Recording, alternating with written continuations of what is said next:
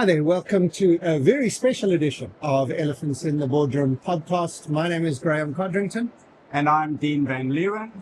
And here we are in Dubai at the Dubai Futures Forum. We're coming to you live from the forum, and we're going to just share some of our insights about what we've seen, what we are hearing, kind of what we're experiencing at this remarkable forum. Should we tell the listeners what the Dubai Future Forum is all about? It's probably a good start. It's the world's largest gathering of futurists. Whatever you want to define a futurist to be, well, there's a gathering of about 2,000 people from around the world sharing ideas, talking about the trends, and in an amazing building. I mean, Graeme, the Dubai Museum of the Future is just incredible, isn't it? It has actually a very interesting history. The Sheikh of Dubai wanted an iconic building very similar to Sydney Opera House or Eiffel Tower, put out a request around the world to come up with something. It was actually a South African architect who put the design together and in fact said to the Sheikh, it's technically impossible to build this I love that thing. And I mean, when you actually look, this is just the lobby that we are in. When you look at this building and the curvature and what they've done with the internal space, it really is one of the most iconic and remarkable buildings in the world. It's incredible. So we want to talk to you today about grey elephants. But actually, if you look carefully, you will actually see a silver whale floating around. Every now and again, I think it's gone under. Has it gone under? Oh dear, that's rather sad. Well, there is a silver whale. So, and that may give us new ideas and new connotations of what grey elephants can be about. But we want to talk to you today about the grey elephants that we are seeing at the Dubai Future Forum. I think it's some really lovely insights that we want to share. Hope you enjoy the journey. So, Dean, what was one of your big takeaways from day one of the forum? So, I think it started right off the blocks. The CEO of the Dubai Futures Forum told us about his view of the future. And what really resonated for me was they'd been talking about 7 predictions that they'd made the year before. And they went through a sequence of showing these 7 predictions and how many they got right. And most of it, maybe they got like 50-50 sort of right and wrong, something like that. Weren't bad, but... Well, they weren't wrong, just some had already come true in 1 year. The others are still in process. Yeah, absolutely. Right? Yeah. But, but I think they were saying these would happen within the next 12 years. So they kind of got them wrong. Yeah. And this brings back to this real central theme around the grey elephants and kind of what we try and do at Tomorrow Today is really, rather than predict the future, let's think about how we can use trends to create the future.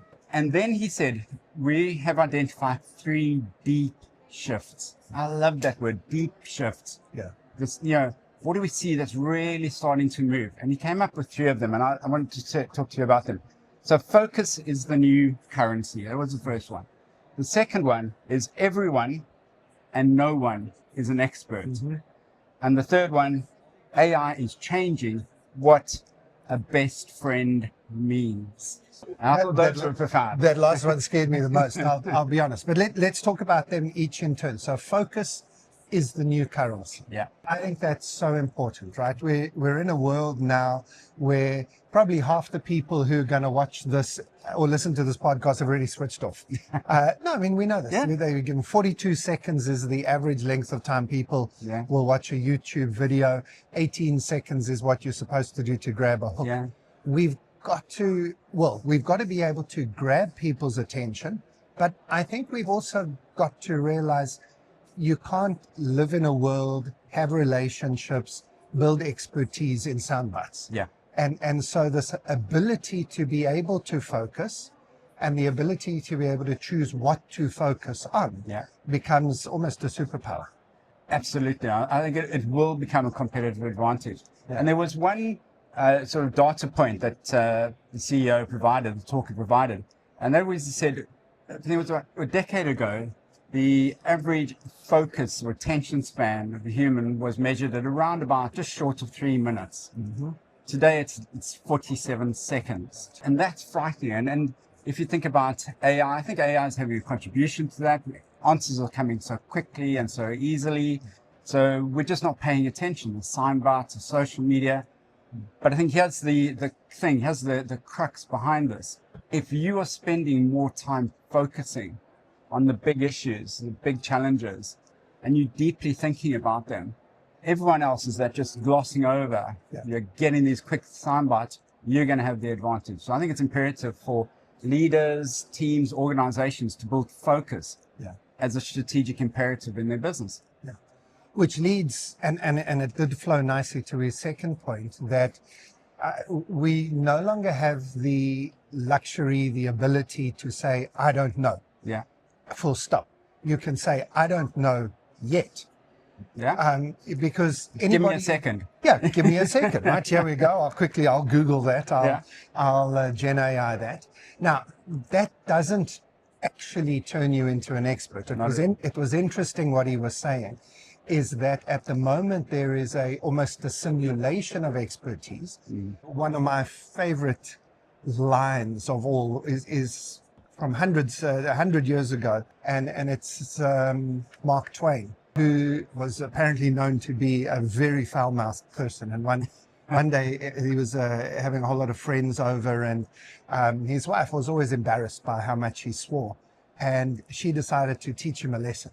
And she decided to come out in front of all of his friends and swear like a sailor, hoping it would embarrass him into not doing it himself. Yeah. Anyway, she embarrassed herself. Apparently, the story goes, she ran off to the kitchen, totally embarrassed by what she had done. And he came in beautifully as a husband and just sort of hugged her and said, my darling, you have the words, but not the music. and that sits in my mind. In fact, I used that phrase just in a LinkedIn post the other day, where I was just saying, there are too many people in the world who have the words, but not the music. Yeah, that captures it brilliantly. And for me, I think that's what we try to do with bringing a concept like elephants in the boardroom to life. Is sure, everybody's got the words. You can go and ask ChatGPT what are the 7 most important trends for 2026 to 2030, and you'll get a good list. Yeah. And we probably wouldn't argue with the list. But those are the words. Absolutely. What's the music? You know, and that raises an issue around what do you do with those words? Exactly. How do you ignite change? Yeah. In a world that's moving so quickly? Yeah. What do you grab hold on to and really drive meaningful benefits, meaningful change in your organization? I mean, the world needs meaningful change. Yeah. So if everyone's an expert, but no one's an expert, and if you're focusing, so coming back to the first deep shift, you are building advantage. Maybe that brings to mind another question that our clients could be thinking about, which is, what does it actually mean to be an expert in your industry today? Yeah. Just pick a client at random. If you're a big bank and you've got a wealth advisory, is it merely maximizing the currency value of the portfolio for the family you're advising? Yeah. Or is there some deeper level of expertise? Yeah. Because, again, I don't think ChatGPT is as good as picking stocks as some people think it is. I don't think it can predict or think, but ChatGPT might be as good as anybody else at maximizing a value of a stock portfolio. Is that your expertise? No, in my opinion, probably not. That's a brilliant point, because I've got a recent story. My parents wanted to draw up a new will, and they also want advice on inheritance, tax inheritance. So they recently responded to an advert on Facebook. The lawyer firm was saying they would give them a will for free if they could come and talk to them about their tax inheritance. Okay, so they came along and said, right, we'll do a will for free, but have you thought about trusts? We'll put all of your assets into a trust and so on, and gave all these great reasons for it. And then my dad said to me, what do you think of trusts? Is it a good idea? So I was like, okay, well, let me get my colleague GPT, punched in all his information about his assets, the stage of life and all of that. And Chat came back with a full strategy and absolutely slated trust, saying, given what the circumstances and so on. And you've got to think then, here's a lawyer firm, and you know that they've given the will for free to get a foot in the door. They're working on commission. They want to sell something. And trusts are a brilliant way for lawyers to make money. But hang on, now we have this expert in Chat that can help us to come up with an inheritance tax, an estate strategy, which you can verify, fact check, and all those things. and it's probably giving you better advice than the expert lawyer. And better technical advice, yeah. But are they giving you better emotional advice or better family engagement? And that's then what the bank or the law firm could have offered. Absolutely, and they missed that trick. They missed that trick. Yeah, but to be fair to them, they're in this point where we're evolving into this new way of doing things. Yeah. And I'm not even sure if this lawyer has even thought about using chats to come up with these strategies. But he's got to be thinking that his customers are. Yeah. And then how do I adjust? What do I do? Or worse, all they do is repackage what chat says in the first place. Yeah. You then can realize that that's all they've done. They've added zero value. They're not actually an expert. Boom. The market explodes. So there's a full day's workshop just around this, isn't there? What does it mean to be an expert, and what does it mean when everybody in your industry can be an instant expert, except they're not really? Yeah. Everybody, and maybe the same everybody is also nobody, is an expert. Absolutely. Love it. What a great deep theme. So third one, AI is changing what it means to be, what a best friend means. This is the one that made me most nervous, because I think he might be right. Yeah. But I hope he's wrong, because I think people are finding that in the loneliness epidemic, that's certainly something we've seen. Robots as well as chat options are taking the place of human relationships. People who are marrying their chatbots, elderly people who are getting robots as friends. It is happening, and I suppose if it's filling a human need, there's some good in it, but gee, it makes me nervous. Absolutely. I saw there's a Japanese company that's made a robotic dog with a fur and everything. Yes. So your dog can jump onto your lap, you can sit there and stroke it. And you're right, the loneliness is going to become a pandemic. Yeah. And as a population, so aging is a grey elephant, a elephant in the boardroom. And as aging populations become more and more of an issue, loneliness is going to become, well, in some ways, a huge business opportunity. Yeah. But yeah, it's a scary one where people start building closer relationships with AI than they do have with friends, family. Maybe it's a bit of a salvation. Maybe it's a solution, because I think loneliness is one of the worst things that could happen to a person in old age. But will it really fill that void? That's what worries me. Will it really give you that sense of belonging, a sense of having a friend who really has your back? And I don't think it will. I don't think so in the end. And I'm also nervous that the people behind the generative AI models, from Elon Musk at Grok to Sam Altman at OpenAI and Pichai and all the others, they definitely, in my opinion, lean towards the right. Yeah. Politically, socially, I mean, to the point of actually being outright far right. And that makes me very, very nervous when I see what happens. And there's a lot of research. In fact, one of the big themes at the Dubai Futures Forum is on intergenerational and youth thinking. One of the biggest issues I've seen in youth research is what happens in those algorithms. You 5 minutes of flicking away from deeply misogynist, literally abusive stuff. Yeah. And whether it's pushing anorexia onto girls or abuse onto boys. I mean, it's like seriously dark stuff. Yeah, it's really worrying.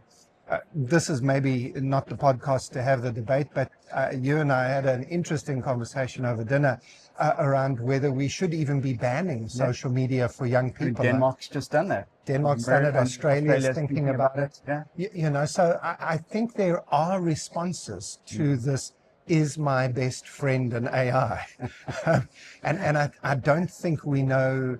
And in fact, the CEO of the Futures Foundation yesterday didn't in fact indicate whether he thought this was a good or a bad thing. He just saw it as a theme. It's just a deep shift. It's just a shift. And that's the wonderful thing about the future. No one's created it. Yeah. So we need to go out there and create the future, understanding what these deep shifts are. Yeah. Now, I want you just to step a little bit away so everyone can see this wonderful bike here in the background. Go for it. Introduce your bike. I'm getting out of here.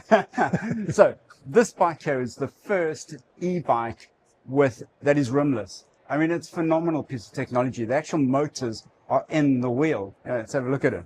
I'd hate to know how much this thing costs, but It looks beautiful. Now, I can just imagine if this had an AI embedded into it, Gen AI embedded into it, if it was a agentic AI bicycle, it could certainly be my best friend. I mean, I could imagine, I don't know, sleeping with it. Well, in a nice way, it's sleeping, yeah. But wow, this is quite a thing. I could put this on my wall instead of my TV, and I just sit there and stare at it. It's a true piece of art.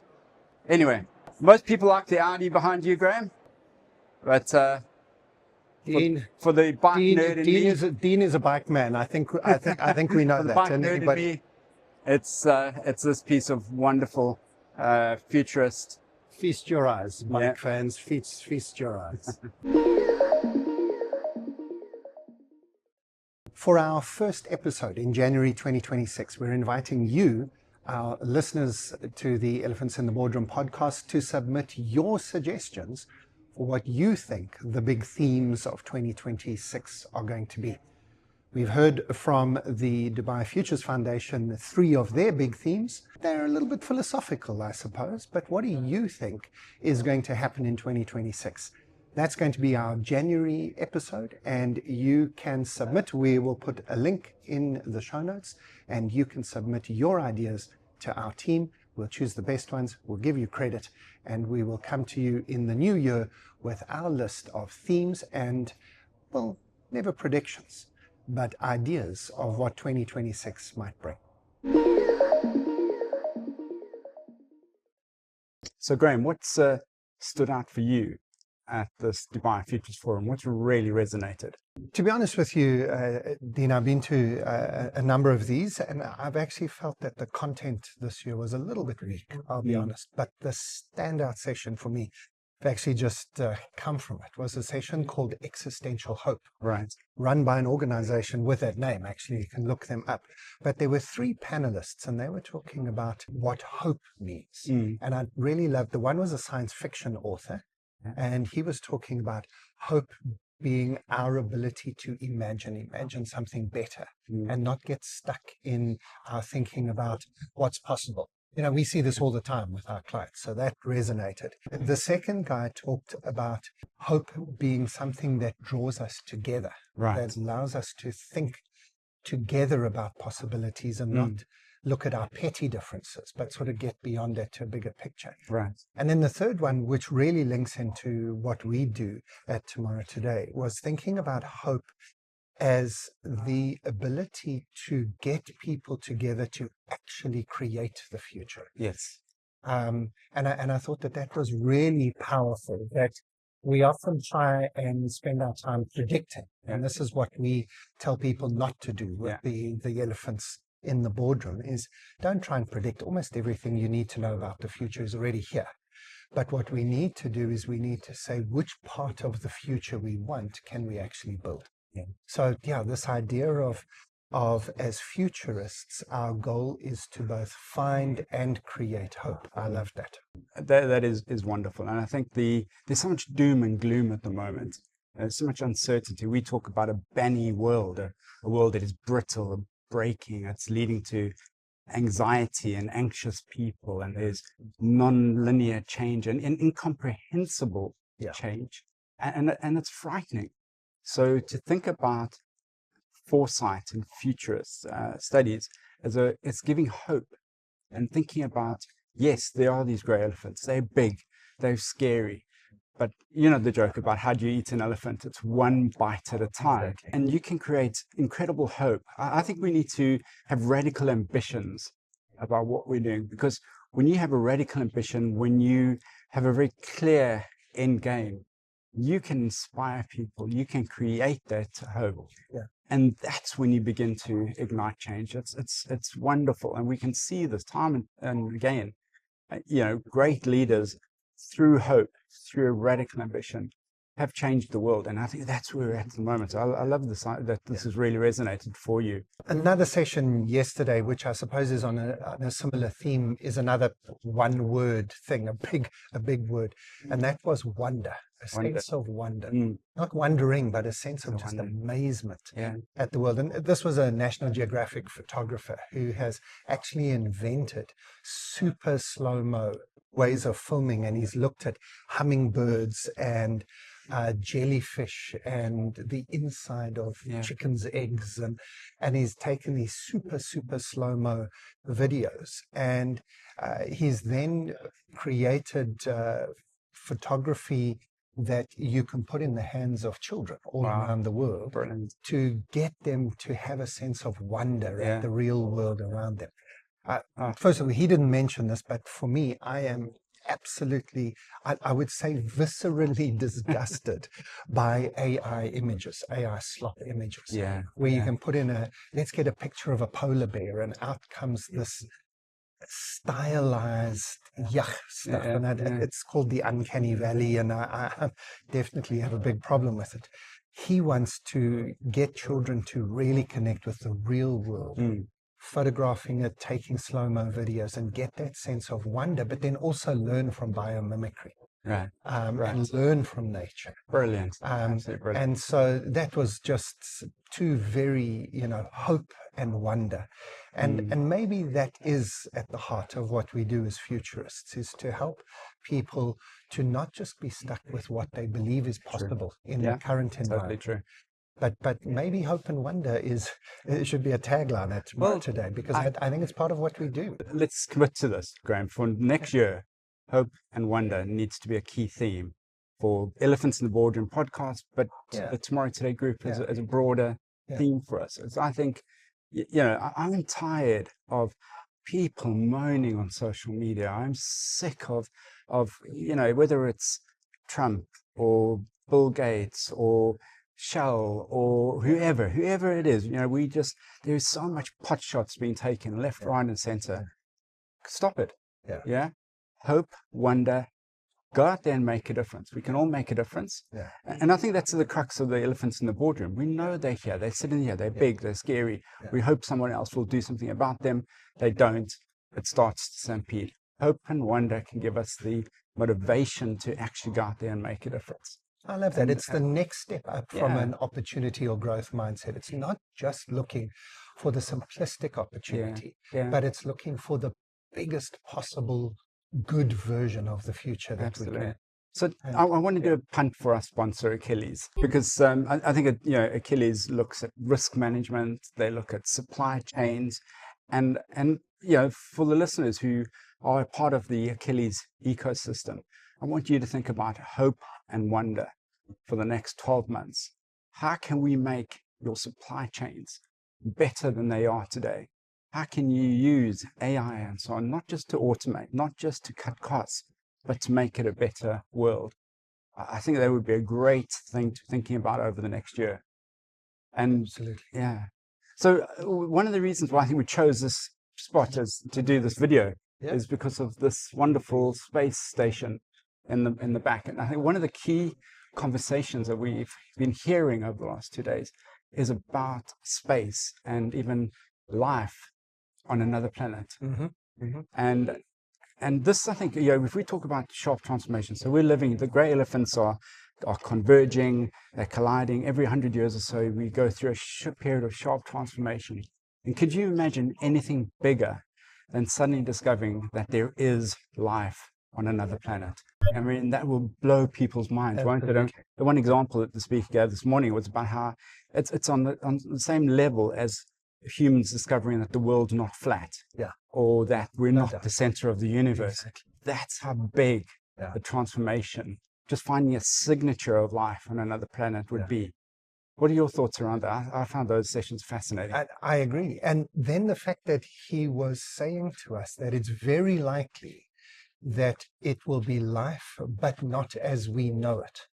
And so we're not just going to be pushed to discover we might not be alone in the universe, or that we might not be unique in the universe, but we're going to be pushed to discover there is another form of life available in the universe.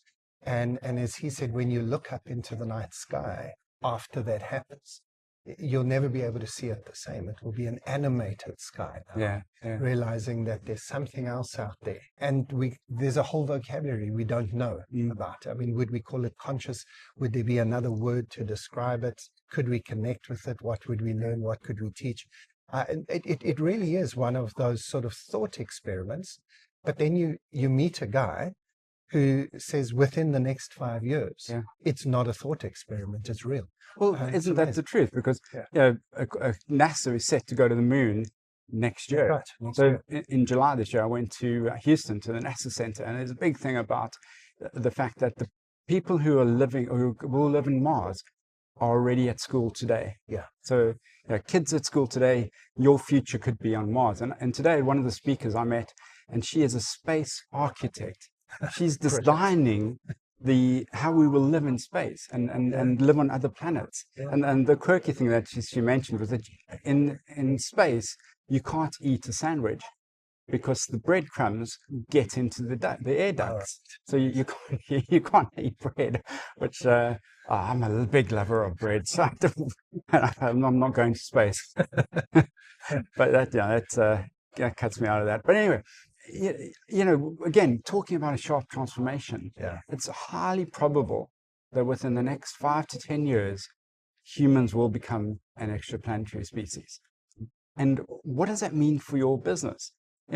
Again, highly probable that we will start mining asteroids. The idea of imagining space elevators. You pop off your local space elevator, and one of the comments from the speaker today was that it takes 300 seconds to go to space. Now, imagine that's all you need to pop up to the moon and go there on holiday. 400 seconds, and you're at your hotel on the moon. I mean, why wouldn't you do it? You'd go for an evening.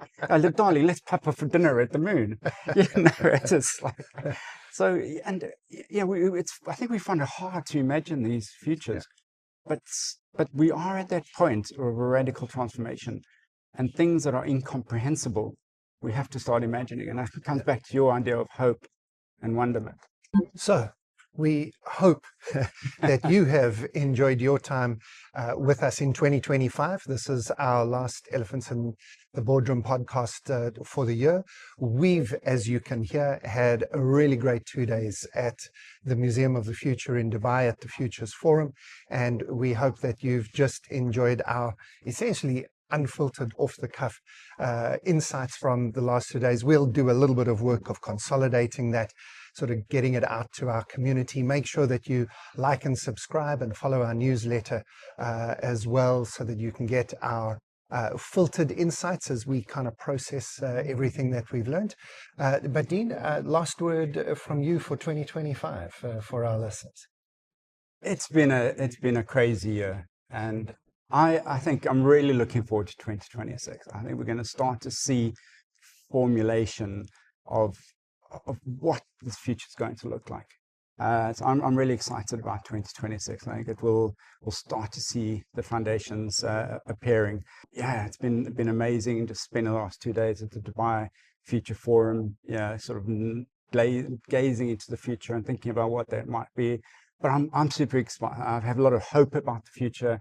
And I really want to go out there and it's Tomorrow Today, work with progressive leaders to help create a better future. So that's what we have in store for 2026. And thank you for listening to our podcast over the past, I think it's 10, 11 months now. We're getting close to our full year of Elephants in the Boardroom. I hope you've found it useful, inspiring. I hope we've helped you think about the forces that are converging and changing the world. And next year, again, it's going to be about hope, wonderment, and really finding solutions, igniting change. Thank you, everybody. Have a good end of year. Whatever you celebrate it hard. We'll see you in the new year. Cheers, everyone.